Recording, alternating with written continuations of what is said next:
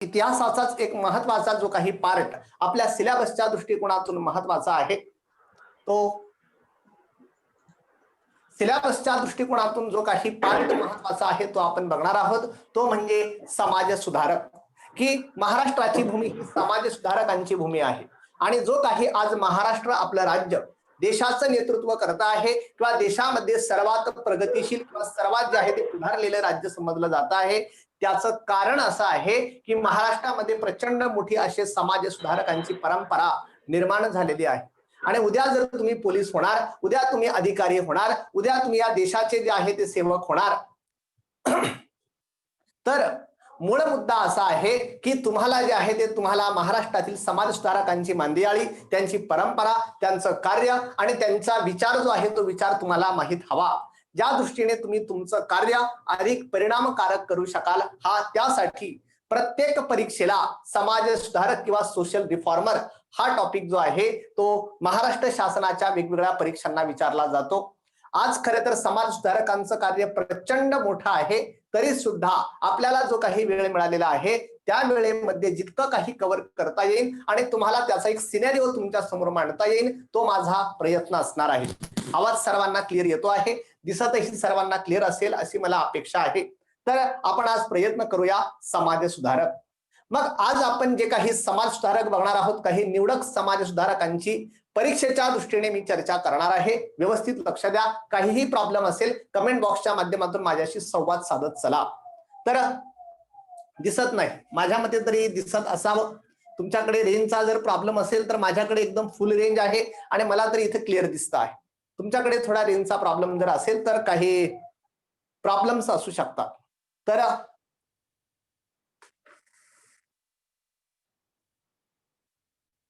Clear आहे, बऱ्याच जणांना क्लिअर दिसत आहे आणि काहींना क्लिअर दिसत नाही, याचा अर्थ तिकडे रेंजचा प्रॉब्लेम असू शकतो, हरकत नाही. तर आपण आज बघणार आहोत समाज सुधारक आणि पहिले महत्वाचे समाज सुधारक आपण बघणार आहोत. बऱ्याच जणांना क्लिअर दिसत आहे आणि काहींना दिसत नसेल तर त्यांच्याकडे रेंजचा प्रॉब्लेम असला की दिसायला ब्लर दिसतं किंवा क्लिअर दिसत नाही, काय जे असेल. आवाज तर क्लिअर येत असेल त्या दृष्टीने आपण आपलं लेक्चर पुढे नेऊया. तर आपला मुद्दा आहे महात्मा फुले. समाज सुधारकांमध्ये ज्यांना सामाजिक क्रांतिकारक असं म्हटलं गेला ते महत्वाचे समाज सुधारक आहे महात्मा फुले. तर मूळ मुद्दा आहे महात्मा फुलेंना सामाजिक क्रांतिकारक असे म्हटले जाते. सामाजिक क्रांतिकारक.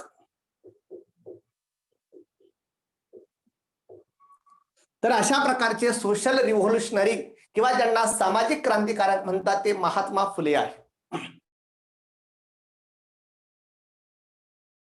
महात्मा फुलेंना परीक्षेला तुम्हाला प्रश्न विचारला जाऊ शकतो. ज्या काही मागच्या वर्षीच्या बऱ्याचशा क्वेश्चन पेपर जे आपण जर धांडोळा घेतला तर आपल्या लक्षात येतं असे काही प्रश्न परीक्षेला विचारले जातात.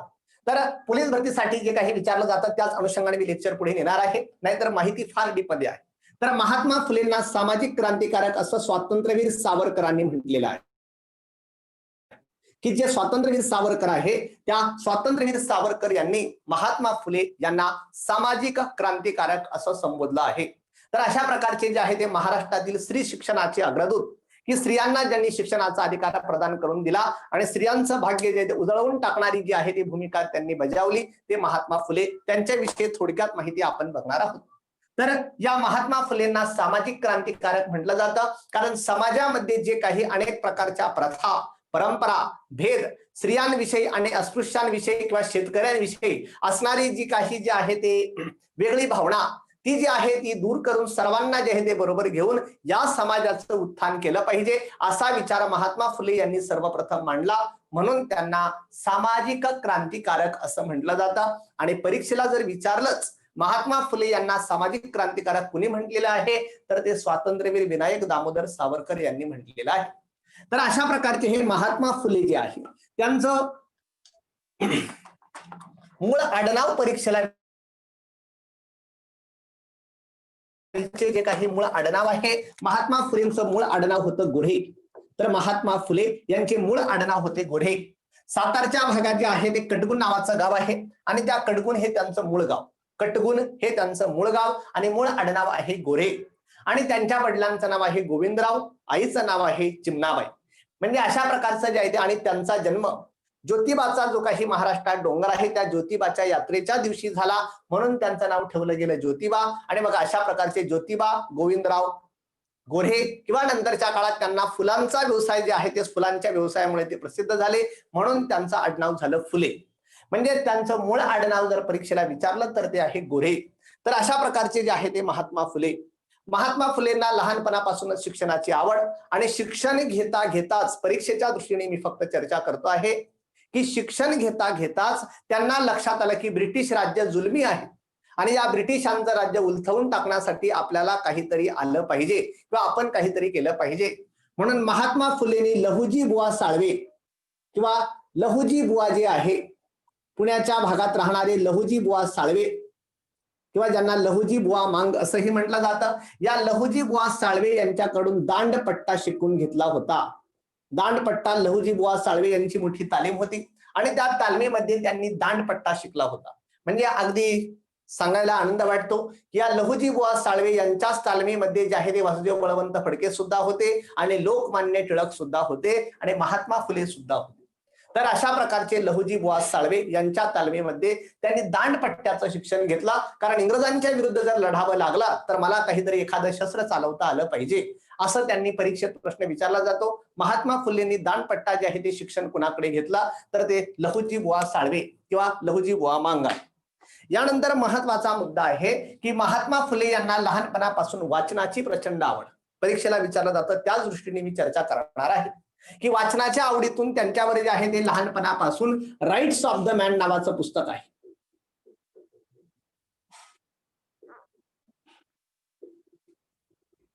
तर अमेरिकन विचारवंत आहेत थॉमस पेन.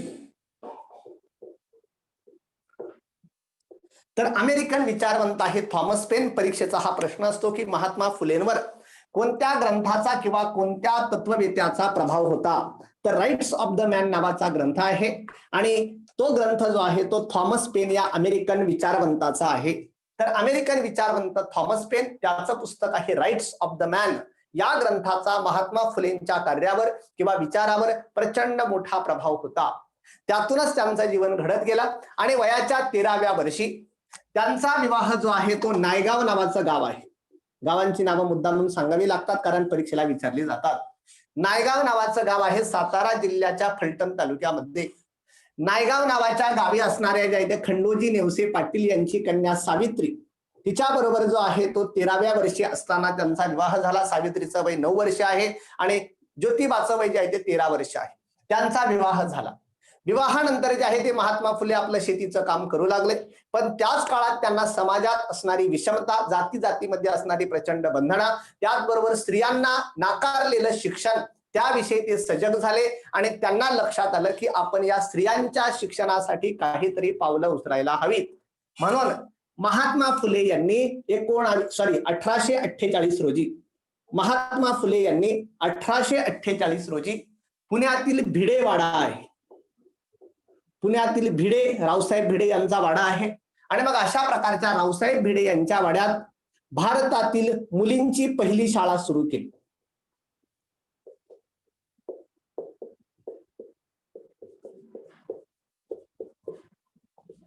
तर हा प्रश्न परीक्षेला विचारला जातो, महाराष्ट्रात किंवा भारतात मुलींची पहिली शाळा कोणी सुरू केली, तर ते आहे महात्मा फुले.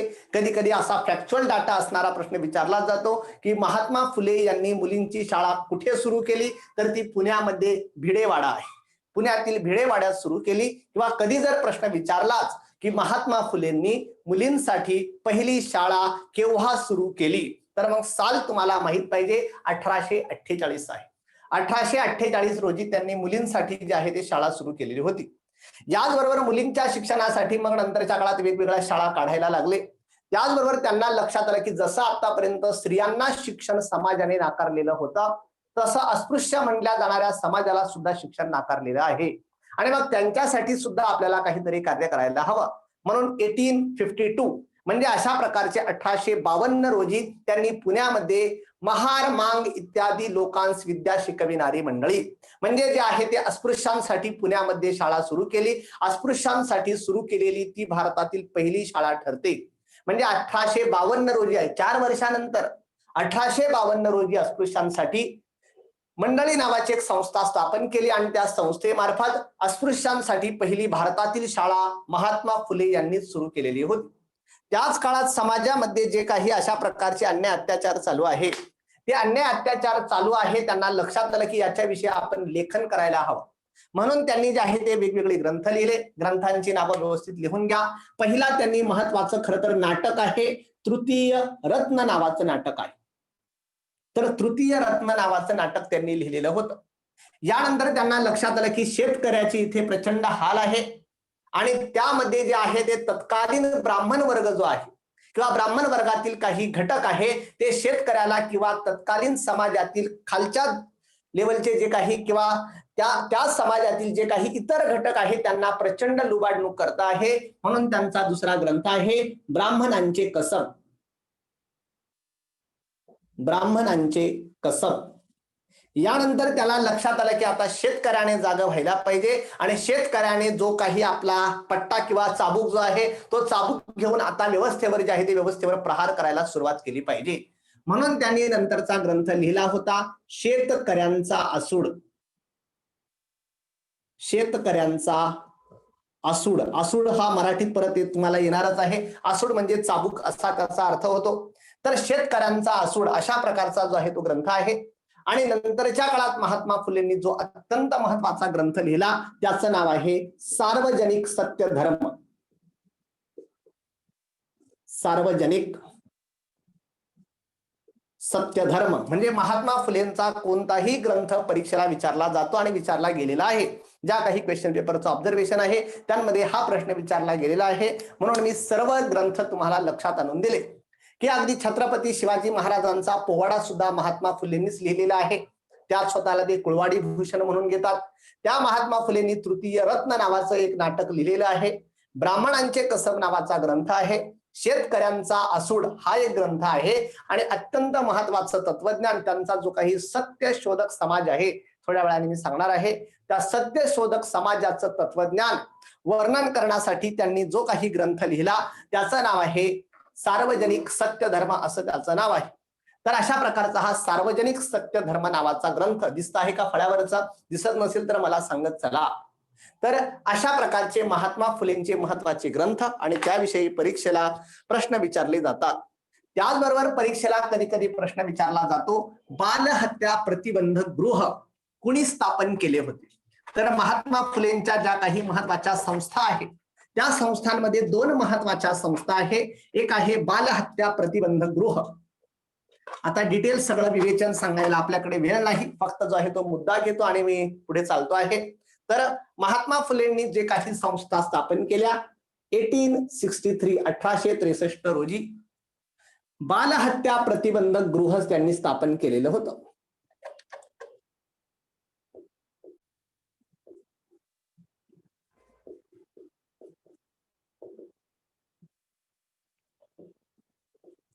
तर अशा प्रकारचं बालहत्या प्रतिबंधक गृह त्यांनी स्थापन केलेलं होतं. त्याचबरोबर नंतरच्या काळात समाजातील जे दीनदुखित स्त्रिया शेतकरी आहे त्यांच्या उद्धारासाठी आणि त्यांना खरा धर्म सत्य आहे हे जे आहे याची जाणीव करून देण्यासाठी महात्मा फुलेंनी पुढील काळात जे आहे ते 1873 रोजी एक संघटना स्थापन केली. जी काही त्यांनी संघटना स्थापन केलेली होती ती संघटना म्हणजे सत्यशोधक समाज आहे.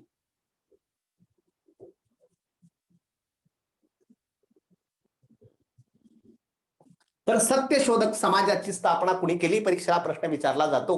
किंवा सत्यशोधक समाजाची स्थापना जर कधी केली प्रश्न विचारला तर 1873 आहे. आणि सत्यशोधक समाजाची स्थापना महात्मा फुले यांनी केलेली होती. आणि या सत्यशोधक समाजाचं तत्वज्ञान स्पष्ट करण्यासाठी त्यांनी जो आहे तो सार्वजनिक सत्य धर्म नावाचा ग्रंथ सुद्धा लिहिला होता. विद्येविना मती गेली, मतीविना नीती गेली, नीतीविना गती गेली, गतीविना शूद्र खचले, इतके अनर्थ एका अविद्येने केले. भरपूर काही त्याचं विवेचन आहे. अशा प्रकारचा आपला अखंड तुकाराम महाराजांचे अभंग आहे. महात्मा फुलेंनी आपला जो काही ग्रंथ लिहिला किंवा ज्या काही कविता लिहिल्या त्याला अखंड असे नाव दिलेले होते. आणि त्या अखंडात एका विद्या न मिळाल्यामुळे किंवा शिक्षण न मिळाल्यामुळे माणसाचं किती नुकसान होतं हे स्पष्टपणे मांडलेलं आहे. त्याचबरोबर महात्मा फुले आपले विचार दीनबंधू नावाचे एक वृत्तपत्र आहे त्या दीनबंधू वृत्तपत्रातून सुद्धा महात्मा फुले आपले विचार मांडत असत. पुढे महात्मा फुलेंचा शिक्षणाचा प्रचंड आग्रह होता. मग कालच्या लेक्चरला सांगितल्याप्रमाणे 1882 रोजी 1882 ला भारतात शिक्षण विषयक जे हंटर कमिशन आलेलं होतं, त्या हंटर कमिशन समोर सुद्धा महात्मा फुलेंनी साक्ष दिली होती. तर अशा प्रकारचा हंटर कमिशन समोर महात्मा फुलेंनी जे आहे ते साक्ष दिलेली होती. पुढे महात्मा फुलेंच्या संदर्भात मुद्दा असा आहे, महात्मा फुलेंनी पुढच्या काळात समाजासाठी जे आहे ते अनन्यसाधारण असं काम केलं. अगदी आपला घराचा वाडा सोडला आणि समाजासाठी जे आहे ते भरपूर काही कार्य केलं. पुढे पुणे महानगरपालिकेचे नगरसेवक सुद्धा होते. नगरसेवक असताना सुद्धा त्यांनी समाजासाठी अत्यंत चांगलं काम केलं आणि अशा प्रकारचं समाजासाठी प्रचंड काम करत असताना शेतकऱ्यांसाठी काम आहे, पददलितांसाठी काम आहे, अस्पृश्यांसाठी काम आहे, स्त्रियांसाठी काम आहे, इव्हन ब्राह्मण विधवा जे आहे हे बालहत्या प्रतिबंधक गृह मुख्यतः ब्राह्मण विधवांसाठी असत काही असेल, म्हणजे अशा प्रकारच्या समाजाच्या सर्व घटकांसाठी काम केला आणि शेवटी मात्र त्यांना जे ते पॅरालिसिस म्हणजे अर्धांग वायूचा झटका आला आणि त्यातच त्यांचं 1890 रोजी निधन झालं. पुण्याला जे आहे ते 1890 रोजी त्यांचं जे आहे ते त्यांचं निधन झालं. त्यांच्यानंतर त्यांचं कार्य पुढे चालू ठेवण्याचं काम सावित्रीबाई फुले यांनी केलेलं आहे. आणि मग परीक्षेला सावित्रीबाई फुले यांच्याविषयी 2-3 प्रश्न विचारले जातात, तेही मी आता क्लिअर करतो आहे की सावित्रीबाई फुले यांचा जन्मदिवस जे आहे ते 3 जानेवारी. तर 3 जानेवारी हा जो सावित्रीबाई फुले यांचा जन्मदिवस आहे, महाराष्ट्रात बालिका दिन म्हणून साजरा केला जातो. महाराष्ट्रात बालिका दिन म्हणून कोणता दिवस साजरा केला जातो? 3 जानेवारी. आणि मग हा 3 जानेवारी का आहे? कारण तो महाराष्ट्राच्या भाग्यविधात्या खऱ्या अर्थाने सावित्रीबाई फुले यांचा तो जन्मदिवस आहे. सावित्रीबाई फुलेंचं जन्मस्थान कधी कधी परीक्षेला विचारलं जातं. आधीच सांगितलेलं आहे नायगाव, मी इथे लिहिलेलं होतं, सातारा जिल्ह्यात फलटण तालुक्यात नायगाव आहे. ते सावित्रीबाई फुलेंचं जे आहे ते जन्मस्थान आहे. त्याचबरोबर सावित्रीबाई फुलेंचा जन्मदिवस 3 जानेवारी महाराष्ट्र शालेय बालिका दिन म्हणून जो आहे तो जाहीर केलेला आहे. पुढचा मुद्दा जो आहे तो सावित्रीबाई फुले या ज्या आहे त्या महाराष्ट्रातील पहिल्या स्त्री शिक्षिका म्हणून जे आहे ते सावित्रीबाई फुले यांचं नाव जे आहे ते नाव महाराष्ट्रात घेतलं जातं. आणि त्याचबरोबर सावित्रीबाई फुलेंविषयी जो काही प्रश्न विचारला जातो की सावित्रीबाई फुलेंनी नंतरच्या काळात एक ग्रंथ लिहिला आणि त्या ग्रंथाचं नाव आहे, सावित्रीबाई फुलेंचा मी ग्रंथ सांगतो आहे, सुबोध रत्नाकार किंवा सुबोध रत्नकार. तर अशा प्रकारचा हा ग्रंथ परीक्षेला विचारला जाऊ शकतो की सुबोध रत्नकार नावाचा ग्रंथ कुणी लिहिलेला आहे? तर सुबोध रत्नकार नावाचा ग्रंथ सावित्रीबाई फुले यांचा आहे. व्यवस्थित लक्षात ठेवा. आणि त्यांचा जन्मदिवस बालिका दिन आणि त्यांचं जन्मस्थान जे आहे ते नायगाव, हे 2-3 प्रश्न सावित्रीबाई फुले यांच्याविषयी विचारले जाऊ शकतात. महात्मा फुलेंची जी काही संघटना आहे किंवा त्यांचं जे काही ज्या संस्थेमार्फत त्यांनी कार्य केला ते सत्यशोधक समाज आहे. आणि त्या सत्यशोधक समाजाच्या वेगवेगळ्या शाळा होत्या. त्या शाळांमध्ये शिकणारी एक युवती आहे किंवा एक मुलगी आहे, त्या मुलीचं नाव आहे ताराबाई शिंदे. आता यांच्याविषयी एक प्रश्न परीक्षेला विचारला जातो म्हणून तोही मुद्दा मी क्लिअर करतो आहे की महात्मा फुलेंच्या सत्यशोधक समाजाच्या शाळेत शिकणाऱ्या ताराबाई शिंदे यांनी नंतरच्या काळात एक महत्वाचा ग्रंथ लिहिला. तो ग्रंथ परीक्षेच्या दृष्टीने अत्यंत महत्वाचा आहे. त्या ग्रंथाचं नाव आहे स्त्री पुरुष तुलना. तर स्त्री पुरुष तुलना हा ग्रंथ कुणी लिहिला? परीक्षेला विचारला जाणारा काही व्हर्बॅटिम क्वेश्चन्स असतात की हमखास विचारले जातात. आणि मग त्यांमध्ये स्त्री पुरुष तुलना हा ग्रंथ कोणत्या समाज सुधारकाचा किंवा कुणाचा आहे? तर त्या ताराबाई शिंदे यांचा आहे. तर अशा प्रकारच्या ताराबाई शिंदे यांनी स्त्री पुरुष तुलना नावाचा ग्रंथ लिहिलेला होता. ताराबाई शिंदे मूळच्या बुलढाण्याच्या, तर बुलढाणा येथे त्यांचं जे सासर होतं आणि तिथे राहणाऱ्या ताराबाई शिंदे यांनी ग्रंथ लिहिलेला होता. पण ताराबाई शिंदे यांचं शिक्षण जे आहे ते महात्मा फुलेंच्या सत्यशोधक समाजाच्या शाळेत झालेलं होतं आणि नंतर लग्न होऊन बुलढाण्याला गेल्यानंतर त्यांनी स्त्री पुरुष तुलना हा ग्रंथ लिहिलेला होता. असे 2-3 महत्वाचे मुद्दे महात्मा फुले यांच्याविषयी परीक्षेला विचारले जातात. यानंतर जे आहे ते 2-3 समाज सुधारकांचे फक्त महत्वाचे मुद्दे मी लक्षात आणून देणार आहे. पुढचे महत्वाचे समाज सुधारक आहे गोपाळ गणेश आगरकर. आणि गोपाळ गणेश आगरकरांविषयी 2-3च मुद्दे मी जे आहे ते लक्षात आणून देणार आहे. गोपाळ गणेश आगरकर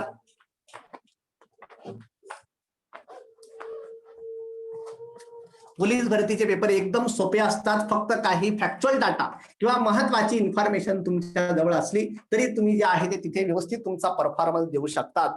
त्यामुळे मात्र व्यवस्थित अभ्यास करत चला, सिस्टमॅटिकली समजून घेत चला आणि गोंधळ टाळा. गोंधळ नाही झाला पाहिजे. तर गोपाळ गणेश आगरकर, गोपाळ गणेश आगरकरांची पुस्तकं आणि वृत्तपत्रांविषयी परीक्षेला प्रश्न विचारला जातो. गोपाळ गणेश आगरकरांचे एक प्रसिद्ध जे आहे ते पुस्तक आहे डोंगरीच्या तुरुंगातील आमचे 101 दिवस.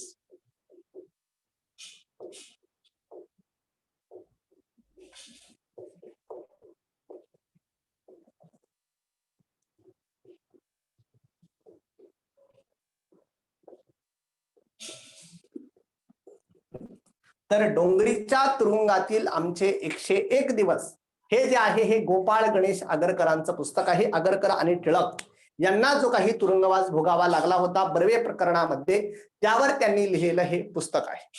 त्याचबरोबर गोपाळ गणेश आगरकर यांचं दुसरं महत्वाचं जे आहे ते वृत्तपत्राविषयी प्रश्न विचारला जातो.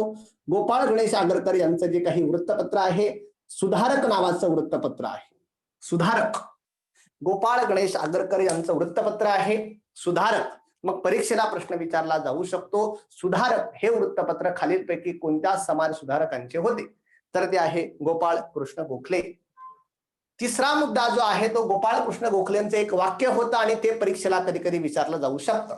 त्यांचं वाक्य होतं, इष्ट असेल ते बोलणार आणि साध्य असेल ते करणार. इष्ट असेल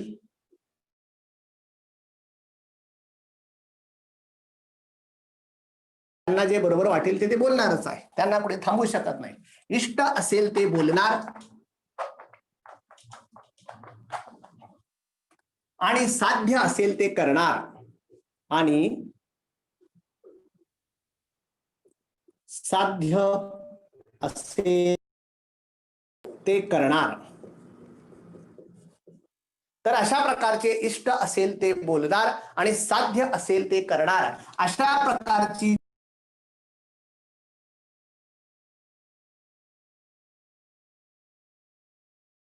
प्रकारचे जे आहे ते गोपाळ गणेश आगरकर, इष्ट असेल ते बोलणार आणि साध्य असेल ते करणार हे वाक्य गोपाळ गणेश आगरकरांचं आहे. मुद्दा क्लिअर झाला. पुढचा जो काही आपला मुद्दा आहे, पुढच्या महत्वाच्या समाज सुधारक आहे पंडिता रमाबाई. पंडिता रमाबाईंविषयी 2-3 वाक्य लिहून घ्या, परीक्षेला विचारली जाण्यासारखीच आहे. पंडिता रमाबाई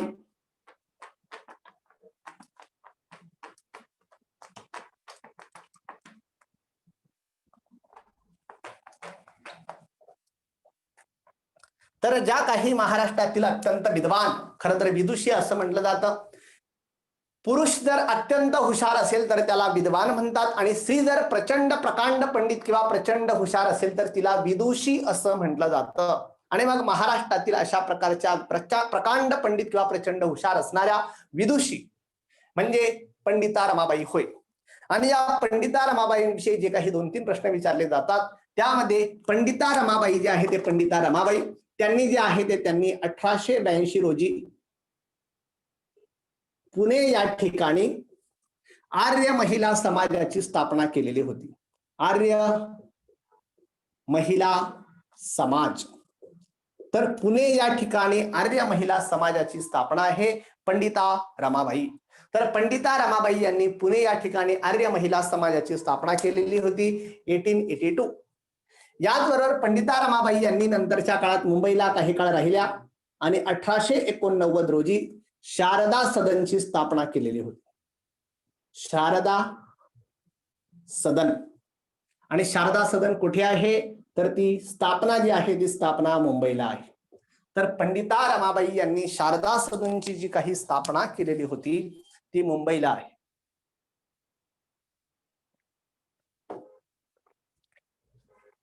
म्हणजे परीक्षेला विचारलं जातं आर्य महिला समाज ह्या संस्थेची स्थापना कुणी केली तर पंडिता रमाबाई यांनी केलेली आहे. किंवा शारदा सदन संस्थेची स्थापना कुणी केली तर ती पंडिता रमाबाई यांनी केलेली आहे. आणि मग मला उत्तर द्या. आता मला विद्यार्थ्यांकडून उत्तर अपेक्षित आहे कमेंट बॉक्सच्या माध्यमातून. आर्य महिला समाज कुणी स्थापन केला? पंडिता रमाबाई. पण मग जर आर्य समाज असं प्रश्न असला की आर्य समाजाची स्थापना कुणी केली तर आर्य समाजाची स्थापना कुणी केली आर्य महिला समाज आपल्याला माहित आहे, पंडिता रमाबाई. पण हा आर्य समाज फक्त जर विचारला, मग याची स्थापना कोणी केली? कमेंट बॉक्सच्या माध्यमातून मला उत्तर द्या विद्यार्थी मित्र हो. आर्य समाज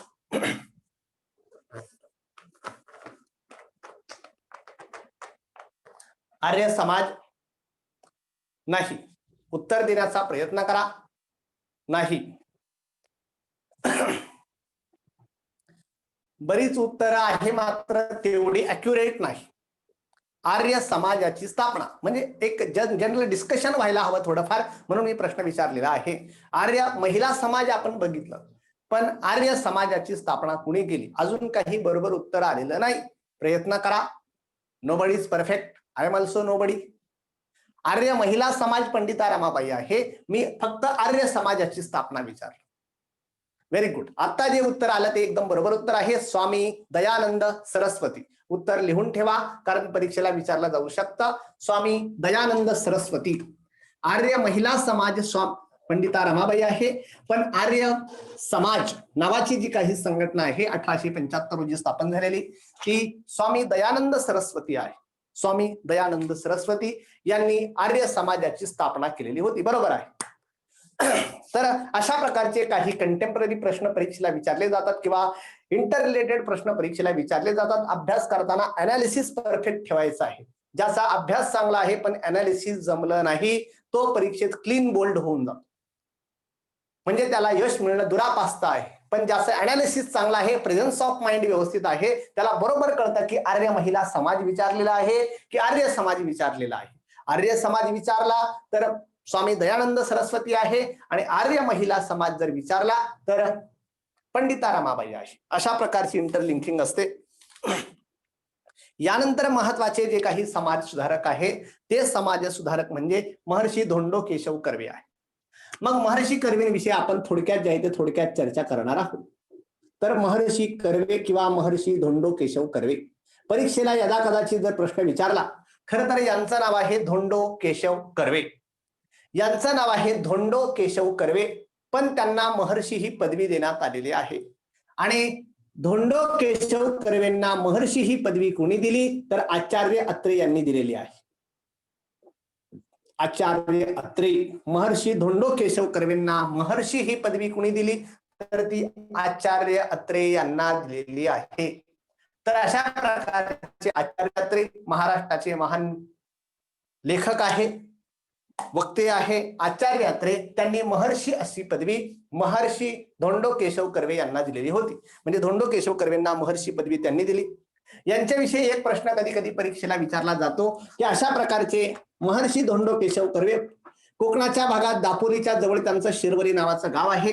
पण या गावामध्ये जे आहे ते 7वी पर्यंतच शिक्षण होतं, आणि 7वी किंवा 8वीची जी काही मॅट्रिकची परीक्षा आहे ती देण्यासाठी पुढे आपण बघणार आहोत की अशा प्रकारचा जो काही सह्याद्री आहे, इकडे हा जो रत्नागिरी तालुका आहे त्याचा चिपळूण, आणि आपला इकडे जो आहे तो घाटावर जो आहे तो कराड आणि चिपळूणला जोडणारा जो काही घाट आहे कुंभारली नावाचा घाट आहे.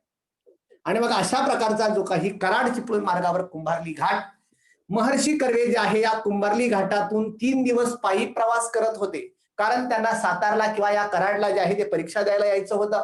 म्हणजे परीक्षेला जर विचारलं की महर्षी कर्वे हे मॅट्रिकची परीक्षा देण्यासाठी कोणत्या घाटातून प्रवास करत आले होते, तर तो कुंभारली नावाचा घाट आहे. तर अशा प्रकारचा एक महत्वाचा मुद्दा. याचबरोबर हे महर्षी कर्वे शिक्षण पूर्ण झाल्यानंतर खरं तर फर्ग्युसन कॉलेजची जेव्हा स्थापना झाली पुण्यामध्ये, फर्ग्युसन कॉलेजची स्थापना झाल्यानंतर गणित शिकवण्याचं काम लोकमान्य टिळकांकडे होतं. परंतु नंतरच्या काळात लोकमान्य टिळक राजकारणामध्ये आले आणि भारताचं पुढारपण त्यांच्याकडे आलं. त्यामुळे फर्ग्युसन कॉलेजमध्ये गणित शिकवणं त्यांना जमेना, आणि मग त्यावेळेस कुंभारली नावाचा घाट आहे, कुंभारली नावाचा घाट आहे, कुंभारली घाट.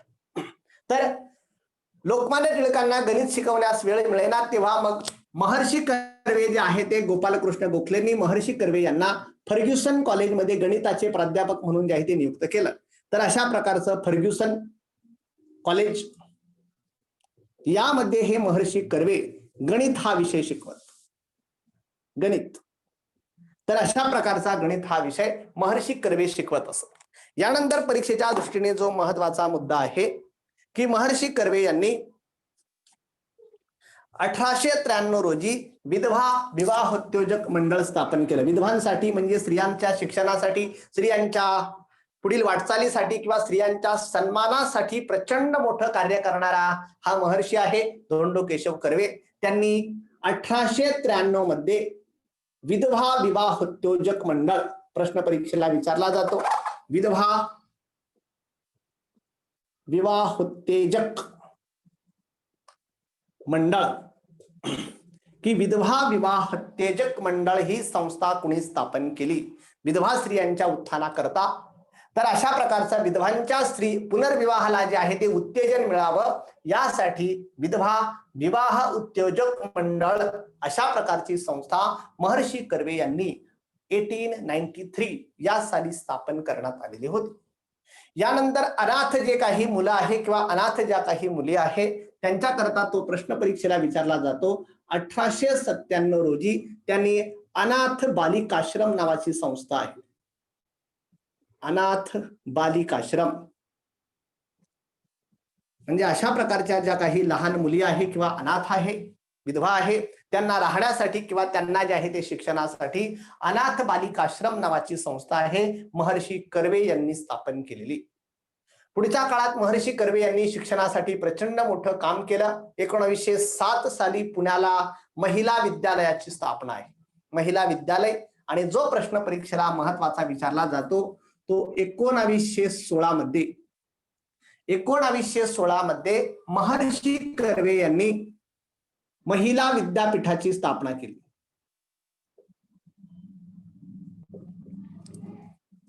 तर पुण्याला जे आहे ते पुण्याला त्यांनी महिला विद्यापीठ स्थापन केलेलं होतं.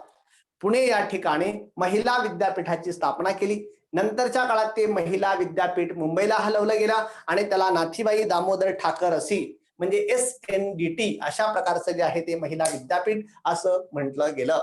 पण महिला विद्यापीठाची स्थापना कुणी केली तर ते आहे महर्षी कर्वे, किंवा या संस्थांची स्थापना कुणी केली तर ते आहे महर्षी कर्वे. तर अशा प्रकारचं जे आहे ते महर्षी कर्वे यांचं जीवन चरित्र प्रचंड मोठं आहे. पण पोलीस भरतीच्या दृष्टीने जे इम्पॉर्टंट आहे तेच फक्त सांगून मी पुढे जातो. अजून इम्पॉर्टंट भरपूर आहे पण मोस्ट इम्पॉर्टंट गोष्टी फक्त मला सांगायला वेळ आहे तेवढ्या वेळेत मी त्या कव्हर करतो आहे. पुढे महत्वाचे ज्या काही समाज सुधारक आहे रमाबाई रानडे. तर महादेव गोविंद रानडे यांच्या पत्नी रमाबाई रानडे यांच्याविषयी एक प्रश्न विचारला जातो, तो फक्त मला क्लिअर करायचा आहे. महादेव गोविंद रानडे यांचं कार्य खूप मोठं आहे, ते काही सांगायला सध्या वेळ नाही. पण रमाबाई रानडे यांच्याविषयी एक दोन प्रश्न लक्षात आणून देतो की महादेव गोविंद रानडे यांचा विवाह रमाबाई यांच्याशी झाला. मागे कधीतरी टीव्हीवर उंच माझा झोका अशा प्रकारची एक मालिका लागायची, त्यामध्ये सर्व रमाबाईचं चरित्र जे आहे ते दाखवलं जायचं. तर आपला मुद्दा आहे रमाबाई रानडे. त्या रमाबाई रानडे यांनी महादेव गोविंद रानडे यांच्या पत्नी रमाबाई रानडे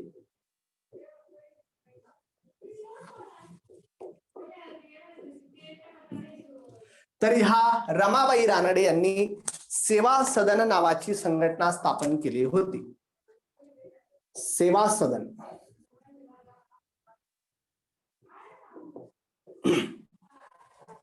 तर सेवा सदन नावाची संघटना आहे.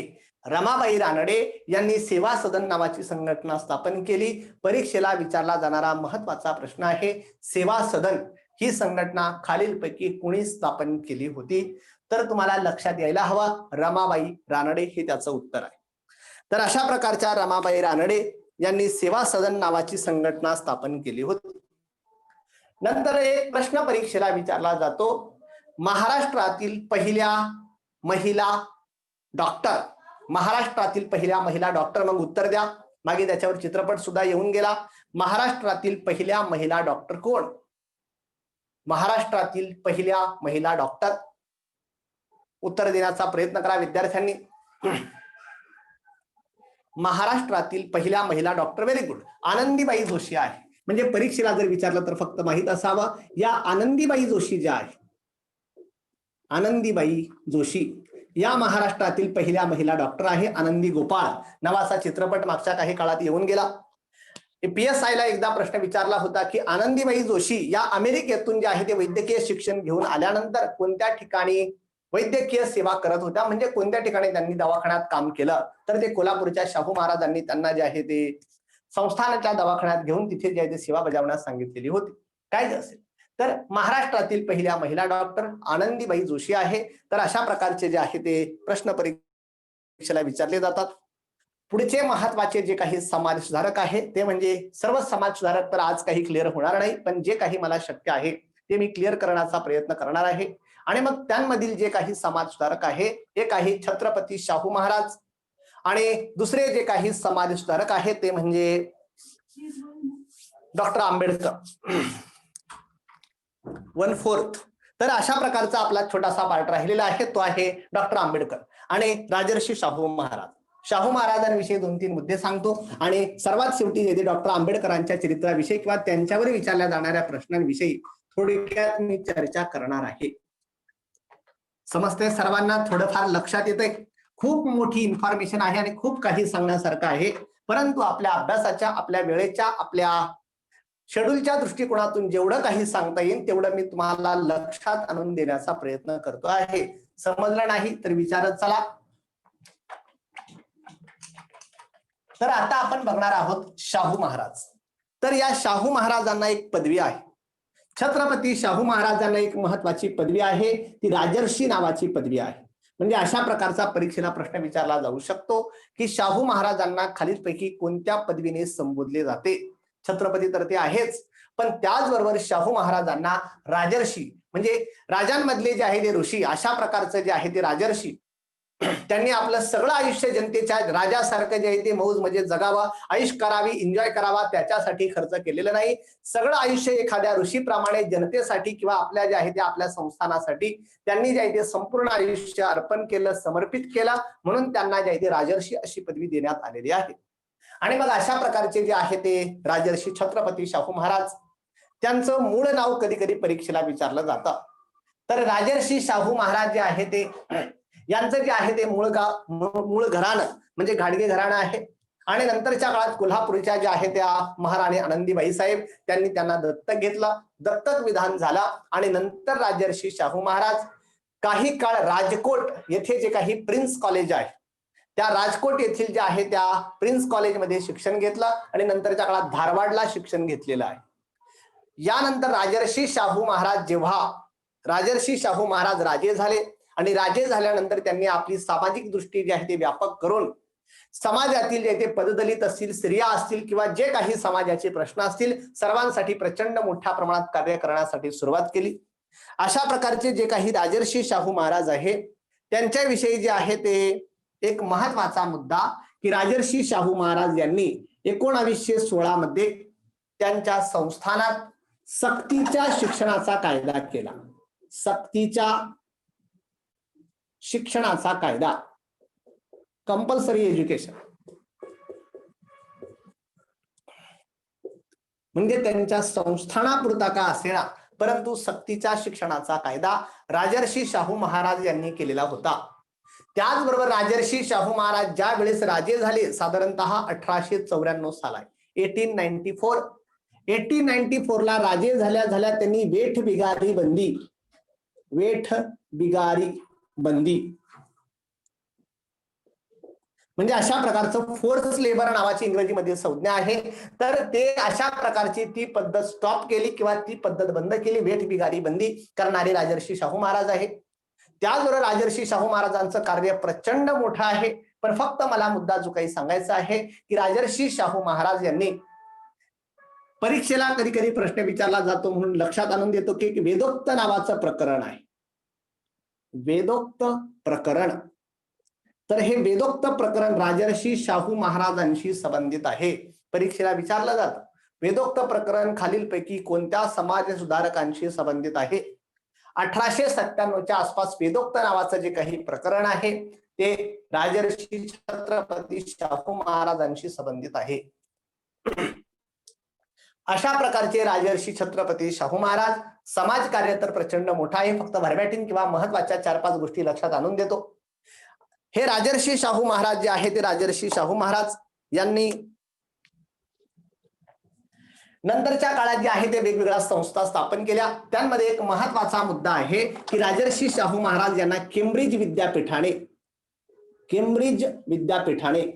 खरं तर काय सांगावं आणि काय ठेवावं अशा बऱ्याचशा गोष्टी आहेत, परंतु कमीत कमी वेळेत जेवढं जास्तीत जास्त क्वालिटेटिव्ह देता येईल तेवढा माझा प्रयत्न असणार आहे. केम्ब्रिज विद्यापीठाने 1902 मध्ये LLD नावाची पदवी देण्यात आलेली होती. केम्ब्रिज विद्यापीठातर्फे LLD नावाची पदवी देण्यात आलेली होती. बाकी त्यांचं काय कार्य आहे? डॉक्टर आंबेडकर जेव्हा शिकवणार आहे तेव्हा राजर्षी शाहू महाराजांचा परत उल्लेख येणार आहे. त्याचबरोबर राजर्षी शाहू महाराजांना लक्षात आलं की समाजाने शिक्षण घ्यायला हवं, पण समाज शिक्षण घेत नाही. कारण प्रॉब्लेम काय की प्रत्येकाला जे ते आपली मुलं सांभाळायला कुठे ठेवायची म्हणून ते आपल्या शेतात किंवा आपल्या मजुरीवर मुलांना घेऊन जातात. कारण मुलांना जर शिक्षण दिलं तर मुलांच्या जवळ थांबावं लागेल. त्यामुळे राजर्षी शाहू महाराजांना लक्षात आलं की पददलित वर्ग किंवा हा मागास वर्ग आहे, त्याच्यातील मुलांना जर शिक्षण द्यायचं असेल तर त्यांच्या राहण्याची आणि शिक्षणाची सोय उपलब्ध करून द्यायला हवी. म्हणून राजर्षी शाहू महाराज यांनी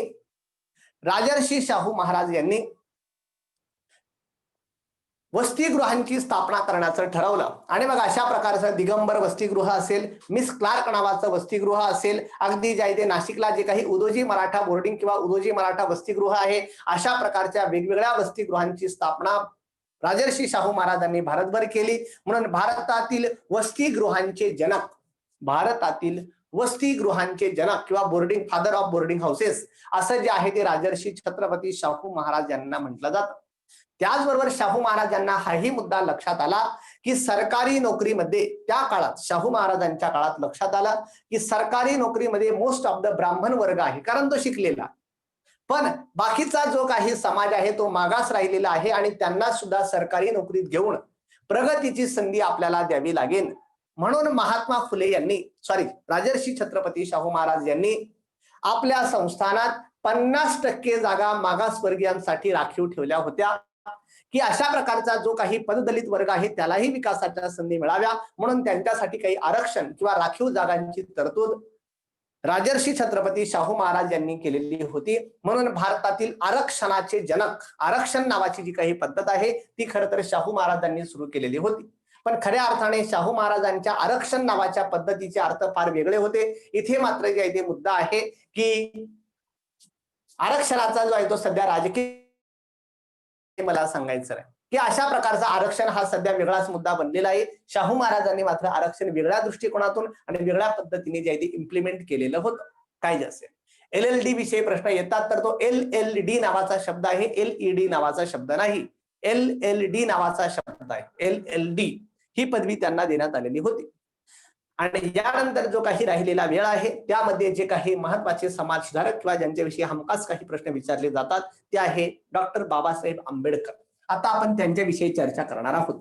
डॉक्टर बाबासाहेब आंबेडकर, मूळ नाव आहे भीमराव रामजी सकपाळ. भीमराव रामजी सकपाळ आडनाव आहे, मूळ आडनाव आहे सकपाळ.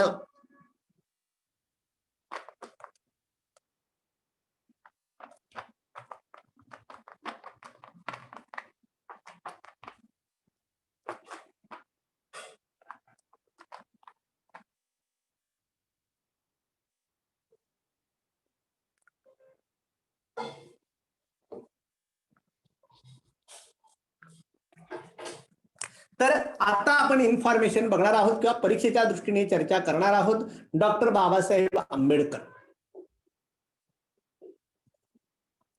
तर जन्म जो आहे तो 14 एप्रिल 1891 या दिवशी जे आहे ते या दिवशी महू नावाचं ठिकाण आहे, महू या ठिकाणी त्यांचा जन्म आहे. मध्य प्रदेशात महू कॅन्टोन्मेंट आहे आणि या महू कॅन्टोन्मेंटच्या भागात त्यांचं जन्मस्थान आहे. आणि मग त्या ठिकाणी त्यांचा जन्म झाल्यानंतर त्यांचे वडील जे आहे ते रिटायर झाल्यानंतर सातारला आले. सातारला प्राथमिक शिक्षण आहे, पहिल्या काळात काही दापोलीला शिक्षण आहे, नंतर सातारचं जे काही सैनिकी स्कूल आहे त्या सैनिकी स्कूलमध्ये शिक्षण आहे. पुढील काळात एल्फिन्स्टन कॉलेज जे आहे ते मुंबईचं त्या ठिकाणी शिक्षण आहे. तर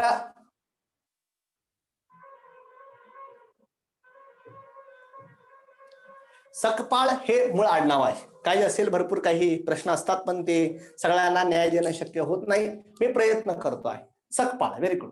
तर आपला जो काही मुद्दा आहे की एल्फिन्स्टन कॉलेजमध्ये शिक्षण झालं आणि त्याच काळात त्यांना लक्षात आलं की जे आहे ते आपल्याला जर पुढचं शिक्षण घ्यायचं तर वडिलांकडे पैसे नाही, पण शिक्षण तर घ्यायचं आहे आणि प्रचंड हुशार आहे.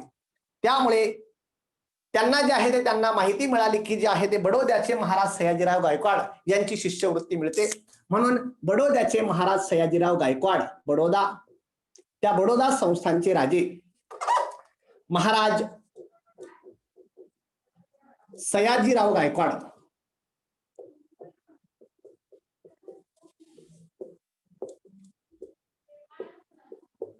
तर बडोद्याचे महाराज सयाजीराव गायकवाड सांगण्यास आनंद असा की बडोद्याचे महाराज सयाजीराव गायकवाड यांचं मूळ गाव सुद्धा आपल्या मालेगाव तालुक्यात आहे. कवळाने हे त्यांचं मूळ गाव आहे, काय जसे.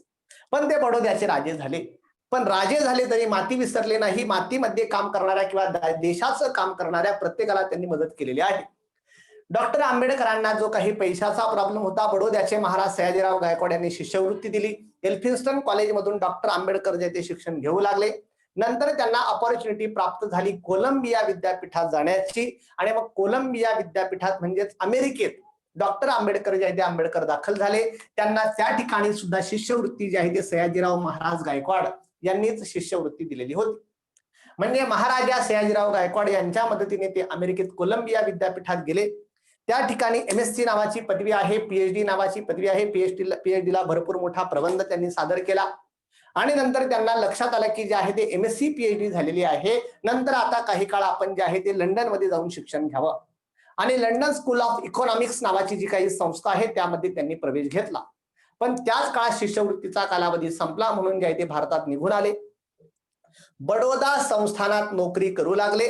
पण बडोदा संस्थानात नोकरी करत असताना सुद्धा दुर्दैवाने बडोदा संस्थानात एवढा शिकून आलेला माणूस आणि त्यांना सुद्धा जे आहे ते बडोद्याचे सयाजी महाराज गायकवाड यांनी क्लास 1 ची जी काही पोस्ट आहे मिलिटरी असिस्टंट, या मिलिटरी असिस्टंट वर त्यांची जी आहे ती नेमणूक करण्यात आलेली होती. आणि क्लास 1 जरी ऑफिसर असला तरी त्या काळात जे काही अस्पृश्यतेचे किंवा जी काही जातीपाती आहे त्याचे चटके त्यांना सोसावे लागले. बडोद्यात क्लास 1 ऑफिसर असताना डॉक्टर आंबेडकरांना बडोद्याच्या खानावळींमध्ये प्रवेश नाही, कारण तो जाई तो खालच्या जातीचा असं म्हटलं गेलं किंवा अस्पृश्य असं म्हटलं गेलं. दुर्दैवाने शब्द वापरावे लागतात, मला तर कोणताच आनंद नाही, त्याच्यासारखं दुःख नाही, पण काही गोष्टी सांगताना वापरावे लागतात. हे अस्पृश्य आहे म्हणून त्यांना जे ते खानावळींमध्ये प्रवेश नाकारण्यात आला. राहण्यासाठी जे ते घर मिळेना बडोद्यामध्ये. सयाजी महाराजांनी कशी तरी राहण्याची व्यवस्था केली, पण जेवणाचं कुठेच होईना. बराच काळ क्लास 1 ऑफिसर असताना आंबेडकरांना उपाशी राहावं लागलं. प्रचंड मोठं ऑफिस त्यांना क्लास 1 ऑफिसर असल्यामुळे, पण ऑफिसमध्ये जो काही पट्टेवाला किंवा जो काही शिपाई असेल त्याने फाईल आणली तर लांबूनच अशी फेकायचा, कारण त्याला वाटायचा खालच्या जातीचा आहे, याच्या जवळ गेलो तर मी बाटून जाईल, याचा स्पर्श झाला तर मी, हा तर अस्पृश्य आहे, याचा स्पर्श झाला तर मी बाटून जाईल. त्यामुळे तो लांबूनच फाईल फेकून द्यायचा. ऑफिसमध्ये चहा आला तर कधी यांच्या टेबलवर चहा यायचाच नाही, कारण चहावाल्याला वाटायचं मी जरी चहावाला असलो तरी यांच्यापेक्षा उच्च जातीचा आहे. दुर्दैवाने भारताचा प्रचंड मोठा तो प्रॉब्लेम आहे. पण एवढ्या क्लास 1 ऑफिसर होऊन सुद्धा एवढे अन्याय अत्याचार आपल्याला सोसावे लागतात, तर आपल्या पददलित वर्गाचं काय हाल होत असतील याची जाणीव आंबेडकरांना झाली. आणि त्यामुळे आंबेडकरांनी संपूर्ण आयुष्य पददलित वर्गासाठी किंवा आपला जो काही वर्ग आहे भारत देशाचा त्याच्यासाठी जे आहे ते खर्च करण्याचा निर्णय घेतला. आणि आंबेडकर जे आहे ते आंबेडकरांनी बडोद्याच्या नोकरीचा राजीनामा दिला. त्याच काळात छत्रपती शाहू महाराजांना लक्षात आलं की पददलित वर्गातला किंवा जे आहे ते अगदी खालच्या वर्गातला असून सुद्धा प्रचंड आपल्या विद्वत्तेने जे आहे ते शिकून अमेरिकेतून आलेला आहे, त्याला जे आहे ते त्याला म्हणजे पददलित जो काही वर्ग आहे किंवा अस्पृश्यांचा जो काही वर्ग आहे त्याला कोणीतरी लीडर पाहिजे आहे, की आपण जर शिकलो तर आपण सुद्धा एवढ्या मोठ्या पातळीवर किंवा एवढ्या मोठ्या लेवलवर काम करू शकतो. म्हणजे शिक्षणाचं महत्व कळावं म्हणून शाहू महाराजांनी जाणीवपूर्वक 1920 साली माणगाव परिषद आयोजित केली. तर अशा प्रकारचं कागल संस्थानात जे काही माणगाव आहे त्या माणगाव या ठिकाणी अखिल भारतीय अस्पृश्यता परिषद तिचं आयोजन केलं. आणि त्या ठिकाणी भाषण करताना शाहू महाराजांनी सांगितलं की आता भारतातील पददलित वर्ग किंवा अस्पृश्य वर्ग यांना काळजी करण्याची गरज नाही, कारण त्यांना डॉक्टर आंबेडकरांसारखा नेता मिळालेला आहे. त्यामुळे त्यांचं नेतृत्व स्वीकारा आणि आपला उद्धार करून घ्या किंवा आपल्या हक्कांसाठी भांडायला शिका, असं डॉक्टर आंबेडकरांविषयी जे ते शाहू महाराजांनी त्या काळात म्हटलेलं आहे. शाहू महाराजांना लक्षात आलं की यांना शिक्षण अर्धवट सोडून यावं लागलेलं आहे, म्हणून आधी बडोद्याच्या सयाजी महाराजांनी मदत केलेली होती. आता शाहू महाराजांनी मदत केली आणि आंबेडकर पुन्हा राहिलेलं शिक्षण पूर्ण करण्यासाठी लंडनला गेले. 1920 साली आंबेडकरांनी भारतात असताना एक वृत्तपत्र सुरू केलेलं होतं. परीक्षेला विचारलं जातं, मूक नायक नावाचं वृत्तपत्र आहे. परीक्षेला विचारलं जातं म्हणून लक्षात आणून देतो. मूक नायक, परीक्षेला विचारलं जातं मूक नायक नावाचं वृत्तपत्र कोणाचं आहे? डॉक्टर आंबेडकरांनी शाहू महाराजांच्या मदतीने 1920 साली सुरू केलेलं होतं. परंतु आंबेडकर लंडनला गेले. लंडन स्कूल ऑफ इकॉनॉमिक्स मध्ये परत एकदा त्यांनी प्रवेश घेतला. त्या ठिकाणी त्यांना DSc नावाची पदवी मिळाली, डॉक्टर ऑफ सायन्स. यानंतर जे आहे ते त्यांनी जे आहे ते त्या ठिकाणी बार ॲट लॉ, तर अशा प्रकारची जी आहे ते बॅरिस्टर म्हणजे बार ॲट लॉ ही बॅरिस्टरची पदवी घेतली. त्याचबरोबर काही काळात जर्मनीच्या बॉन विद्यापीठात अभ्यास केला, प्रचंड अभ्यास केला, प्रचंड जगातल्या वेगवेगळ्या ग्रंथांचं वाचन केलं आणि नंतर भारतात दाखल झाले. ठरलेलं होतं की आपल्याला जे आहे ते या दलित समाजाच्या उद्धारासाठी काम करायचं आहे. म्हणून भारतात आल्या आल्या 1924 मध्ये परीक्षेला विचारला जातात तेच मी सांगणार आहे. 1924 मध्ये बहिष्कृत हितकारिणी सभा, बहिष्कृत हितकारिणी सभा, तर अशा प्रकारची बहिष्कृत हितकारिणी सभा त्यांनी स्थापन केलेली होती. मुद्द्याकडे लक्ष द्या. बहिष्कृत हितकारिणी सभा नावाची संस्था खालीलपैकी कुणी स्थापन केली असा प्रश्न परीक्षेला विचारला जातो. तर बहिष्कृत हितकारिणी सभा डॉक्टर आंबेडकरांनी 1924 साली स्थापन केलेली होती. आणि या बहिष्कृत हितकारिणी सभेमार्फत सोलापूर या ठिकाणी अस्पृश्यांसाठी पहिलं वसतिगृह सुद्धा सुरू करण्यात आलेलं होतं. पुढील काळात जे आहे ते डॉक्टर आंबेडकरांनी जे आहे ते वेगवेगळी वृत्तपत्र सुरू केली. पहिलं तर वृत्तपत्र होतं 1920 मध्ये मूक नायक नावाचं वृत्तपत्र होतं. परंतु पुढील काळात जे आहे ते डॉक्टर आंबेडकरांनी 1927च्या आसपास बहिष्कृत भारत नावाचं वृत्तपत्र आहे. बहिष्कृत भारत वृत्तपत्र आहे आणि बहिष्कृत हितकारिणी सभा नावाची संघटना आहे. दोन्हींमधलं अनालिसिस किंवा डिफरन्स व्यवस्थित लक्षात ठेवा. बहिष्कृत भारत वृत्तपत्र आहे. एकदा तर मला आठवतं की PSIच्या परीक्षेला प्रश्न विचारला होता, बहिष्कृत भारत वृत्तपत्राच्या शीर्षभागी कुणाची वचनं असत? तर बहिष्कृत भारत वृत्तपत्राच्या शीर्षभागी संत तुकारामांची आणि मूक नायक वृत्तपत्राच्या शीर्षभागी संत ज्ञानेश्वरांची वचनं असत. तर अशा प्रकारचे वेगवेगळे संदर्भ आहे. 5 मिनिटात आपलं लेक्चर संपणार आहे. 4च मिनिटं जास्तीत जास्त आणि नंतर 10 मिनिटं तुम्हाला तुमचं रजिस्ट्रेशन आणि त्यासाठी जे मिळणार आहे. फक्त हा मुद्दा मी कव्हर करतोय की अशा प्रकारची बहिष्कृत हितकारिणी सभा आणि बहिष्कृत भारत त्यांनी स्थापन केलेलं होतं.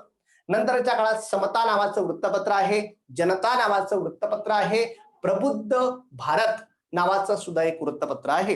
म्हणजे समता, जनता, प्रबुद्ध भारत, मूक नायक आहे, बहिष्कृत भारत आहे. कोणत्याही वृत्तपत्राचं नाव परीक्षेला जे आहे ते विचारलं जाऊ शकतं. ओके, काही सूचना असेल तर कमेंट बॉक्समध्ये टाका, त्यानुसार मी अपग्रेड करून घेईन. तर मूळ मुद्दा आहे अशा प्रकारचं डॉक्टर आंबेडकरांचं कार्य सुरू झाला. 1927 महाड सत्याग्रहाची चळवळ आहे. चौदार तळी सत्याग्रह किंवा महाड सत्याग्रह आहे 1927च्या आसपास. या नंतरच्या पुढल्या काळात जे आहे ते 1927 ला सायमन आयोगासमोर जे आहे ते त्यांनी साक्ष दिलेली आहे. 1930च्या आसपास जे आहे ते काळाराम मंदिराचा सत्याग्रह सुरू झालेला आहे. तो 34 पर्यंत चालला काळाराम मंदिराचा सत्याग्रह. मधल्या काळात जे आहे ते आंबेडकर गोलमेज परिषद यासाठी जे ते लंडनला गेले आणि गोलमेज परिषदेमध्ये अस्पृश्यांचं प्रतिनिधित्व त्यांनी केलेलं होतं. याच काळात 1932 रोजी गांधी आंबेडकर करार आहे, ज्याला पुणे करार म्हटलं जातं. परीक्षेचे सगळे व्हर्बॅटिम क्वेश्चन्स आहेत, पण माझ्याकडे वेळ कमी आहे त्यामुळे मी फक्त सांगून पुढे जातो आहे. 1932 25 सप्टेंबर 1932. तर 25 सप्टेंबर 1932 ला जे आहे ते डॉक्टर आंबेडकरांनी जे आहे ते पुणे करार केला. गांधी आंबेडकर करार आहे, त्याला पुणे करार, येरवाडा करार असं म्हटलं जातं. याचबरोबर नंतरच्या काळात डॉक्टर आंबेडकरांनी जे आहे ते दलितांच्या शिक्षणासाठी एक संस्था स्थापन केली, पीपल्स एज्युकेशन सोसायटी. 1946 रोजी पीपल्स एज्युकेशन सोसायटीची स्थापना आहे. डॉक्टर आंबेडकरांनी जे काही पक्ष स्थापन केले, 1936 मध्ये स्वतंत्र मजूर पक्ष स्थापन केलेला आहे. 1936 परीक्षेला विचारले जाणारे सगळे क्वेश्चन आहे तेच सांगून मी आता पुढे जातो आहे. 1936 ला स्वतंत्र मजूर पक्ष आहे. 1935 ला येवला घोषणा आहे, हिंदू म्हणून जन्माला आलो तरी हिंदू म्हणून मरणार नाही. पण धर्मांतर करण्यासाठी 20 वर्षाचा कालावधी पुढे घेतलेला आहे. 1936 ला स्वतंत्र मजूर पक्ष आहे. 1942 1942 ला शेड्युल्ड कास्ट फेडरेशन नावाचा पक्ष आहे. नंतरच्या काळात भारताची जी काही घटना समिती इस्टॅब्लिश झाली, त्या घटना समितीमध्ये डॉक्टर आंबेडकरांना मसुदा समितीचे अध्यक्ष जे आहे ते अध्यक्ष बनवलं गेलं. म्हणजे डॉक्टर आंबेडकर जे आहे ते घटना समितीची जी काही ड्राफ्टिंग कमिटी होती किंवा मसुदा समिती होती, त्या मसुदा समितीचे अध्यक्ष जे आहे ते अध्यक्ष झालेले होते. तर मसुदा समितीचे अध्यक्ष डॉक्टर आंबेडकर जे आहे ते आंबेडकर झालेले होते. आणि डॉक्टर आंबेडकरांच्या नेतृत्वाखाली घटना समितीचं जे आहे ते काम प्रचंड जोमाने पार पाडलं. घटना समितीत होणाऱ्या डिबेट्स असतील, घटना समितीत होणाऱ्या चर्चा असतील किंवा घटना समितीत पारित होणारी जी आहे ते ठराव असतील, त्यांना एक कायदेशीर किंवा साहित्यिक रूप देण्याचं काम डॉक्टर आंबेडकरांनी एकट्याने सिंगल हँडेड त्यांचं काम आहे. त्यामुळे घटना समितीचे शिल्पकार असं त्यांना म्हटलं जातं. तर अशा प्रकारचं जे ते घटना समितीचे शिल्पकार हे डॉक्टर आंबेडकरांना म्हटलं जातं. परीक्षेचे प्रश्न आहे. नंतरच्या काळात डॉक्टर आंबेडकरांनी जे आहे ते भारत स्वतंत्र झाल्यानंतर पहिल्या मंत्रिमंडळात डॉक्टर आंबेडकर कायदा मंत्री किंवा लॉ मिनिस्टर ऑफ इंडिया झाले. आणि 1951-52च्या आसपास हिंदू कोड बिलावरून जो काही संघर्ष झाला, हिंदू कोड बिलाच्या संघर्षानंतर डॉक्टर आंबेडकरांनी मंत्रिमंडळाचा राजीनामा दिला आणि नंतरच्या काळात जी काही घोषणा केलेली होती त्या घोषणेनुसार 14 ऑक्टोबर 1956 रोजी आपल्या लाखो अनुयायांसह नागभूमी म्हणजे नागपूरच्या भूमीमध्ये त्यांनी जे आहे ते त्यांनी बौद्ध धर्माची दीक्षा घेतली. तर अशा प्रकारचे जे आहे ते डॉक्टर आंबेडकर आणि नंतरच्या काळात पुढे जे आहे ते 6 डिसेंबर 1956 रोजी त्यांना जे आहे ते महापरिनिर्वाण त्यांचं जे आहे ते झालं. डॉक्टर आंबेडकरांना नंतरच्या काळात 1990 भारतरत्न पुरस्कार दिला गेला. डॉक्टर आंबेडकरांना 1990 मध्ये भारतरत्न पुरस्कार आहे, हाही मुद्दा आपल्या दृष्टीने महत्वाचा आहे. तर अशा प्रकारचं जे आहे ते महान कार्य करणारे जे आहे ते समाज सुधारक किंवा समाज उद्धारक डॉक्टर आंबेडकर यांचं अशा प्रकारचं चरित्र आहे. सांगण्यासारखी माहिती खूप आहे आणि प्रचंड मोठं मटेरियल्स किंवा प्रचंड मोठे प्रश्न आहे. पण जे काही व्हर्बॅटिंग किंवा अति महत्वाचे प्रश्न आहे, जसं वृत्तपत्र, त्यांच्या संघटना आणि त्यांचे 1-2 स्टेटमेंट्स आहेत, ते परीक्षेला हमखास विचारले जातात. ते व्यवस्थित करून ठेवा. आजचं लेक्चर थोडं लेट सुरू झालं, टेक्निकल प्रॉब्लेम जरा जास्त आले, त्याबद्दल दिलगिरी व्यक्त करतो आणि तुम्हाला सर्वांना जे ते तुमच्या भावी तुमचं जी काही वाटचाल आहे त्यासाठी मी शुभेच्छा देतो. ओके सर, धन्यवाद. उद्या परत एक नवीन विषय घेऊन, नवीन मुद्दे घेऊन आपण परत भेटणार आहोत. 6:55 म्हणजे जवळजवळ 7 वाजता. ओके, धन्यवाद सर. या ठिकाणी महाराष्ट्राला प्रतिगामी न म्हणता पुरोगामी का म्हणतात हे सरांच्या लेक्चर मधून आपल्याला आज समजलं. कारण महाराष्ट्राला लाभलेला समाज सुधारकांचा जो वैचारिक वारसा आहे तोच महाराष्ट्राला यापुढे नेत असतो. सरांनी विद्यार्थ्यांना जे परीक्षाभिमुख जे प्रश्न येतील त्याबद्दल जे सखोल मार्गदर्शन केलं त्याबद्दल मी सरांचे आभार व्यक्त करतो. आणि विद्यार्थ्यांसाठी या ठिकाणी एक महत्वाची सूचना आहे की तुम्ही पोलीस भरती असो किंवा इतरही कोणत्याही ऑनलाईन नोकरी संदर्भात जर अर्ज करत असाल, त्या अर्जाची एक छायांकित प्रत आपल्या महाविद्यालयात डॉक्टर लोखंडे सर, ग्रंथपाल आणि प्रवीण पाटील यांच्याकडे जमा करावी अशी त्यांना विनंती. धन्यवाद सर. यानंतरचं जे सेक्शन आहे या ठिकाणी संपलं असं मी जाहीर करतो.